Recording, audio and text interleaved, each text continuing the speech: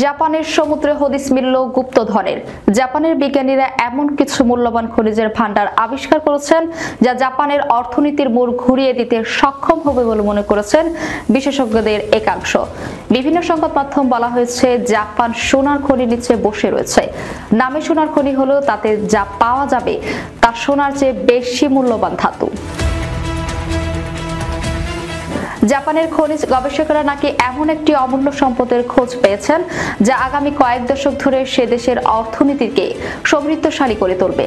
প্রশান্ত মহাসাগরের তলদেশে পাওয়া গেছে পৃথিবীর বিরল খনিজের মধ্যে অন্যতম নিকেল ও কোবাল্টের ভান্ডার।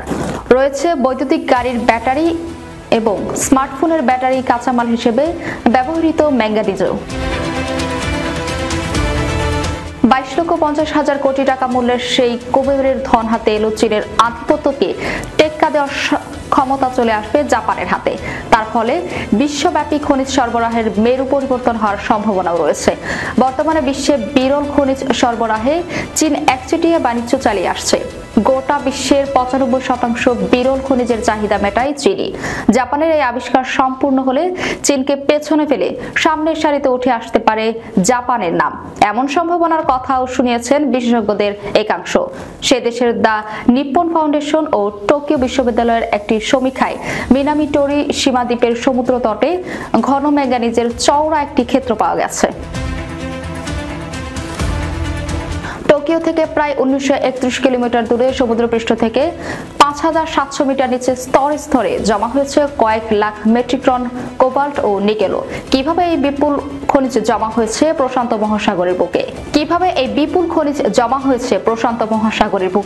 নিপ্পন ফাউন্ডেশনের একটি রিপোর্টে বলা হয়েছে 100টিরও বেশি সমুদ্র তটে জরিপ চালিয়ে সমুদ্র বিজ্ঞানীরা 23 কোটি টন ম্যাঙ্গানিজ আবিষ্কার করতে পেরেছেন। লক্ষ লক্ষ বছর ধরে সমুদ্রের পানিতে বইতে থাকা খনিজগুলো মরা মাছের দেহের হাড়ের সঙ্গে আটকে সমুদ্রের গর্ভে আটকে রয়েছে। সেগুলি জমে জমে এই খনিজের ক্ষেত্র সৃষ্টি করেছে। 10,000 বর্গ কিলোমিটার জুড়ে তল্লাশি চালিয়ে মোট 23 কোটি টাকা বিরল খনিজ আবিষ্কার করেছে বিজ্ঞানীরা। সমীক্ষায় প্রায় 6,10,000 টন কোবাল্ট এবং 7,40,000 টন নিকেলের সন্ধান পাওয়া গেছে, যা বিস্ময় উদ্রেক করেছে বিজ্ঞানীদের। কোবাল্ট ও নিকেল হলো দুটি গুরুত্বপূর্ণ উপাদান যা বৈদ্যুতিক যানের ব্যাটারি তৈরি করতে এবং জেট ইঞ্জিন, গ্যাস টারবাইন ও রাসায়নিক প্রক্রিয়াকে ব্যবহার করা হয়। বিশেষ করে লিথিয়াম আয়রন ব্যাটারির জন্য নিকেল এবং কোবাল্টের ব্যবহার সারা বিশ্বে প্রচলিত। কোবাল্ট রিচার্জের ব্যাটারির জন্য অপরিহার্য এবং সেমিকন্ডাক্টর উৎপাদনের গুরুত্বপূর্ণ ভূমিকা পালন করে। ম্যাঙ্গানিজের পাশাপাশি বৈদ্যুতিক যানবাহন ব্যবহৃত লিথিয়াম আয়রন ব্যাটারির প্রযুক্তির জন্য এই দুটি ধাতুই খুবই গুরুত্বপূর্ণ।